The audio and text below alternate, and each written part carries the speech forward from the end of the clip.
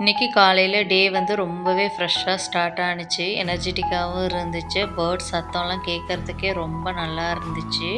எழுந்திரிச்சோன்னே கோலம்லாம் போட்டு முடிச்சுட்டு பாப்பாவுக்கு லஞ்ச் பாக்ஸ் ப்ரிப்ரேஷன் தான் ரெடி பண்ண வந்துட்டேன். இன்றைக்கி உப்பு பருப்பும் புடலங்காய் ரிங்கும் தான் செஞ்சு தரலான்ட்டு ரெடி பண்ணிக்கிட்டு இருந்தேன்.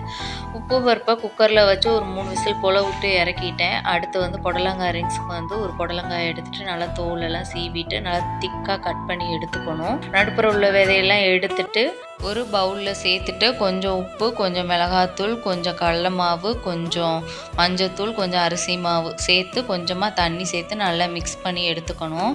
நல்லா ஆயில் ஹீட் ஆனதுக்கப்புறம் போட்டு பொரித்து எடுத்துட வேண்டியதான்.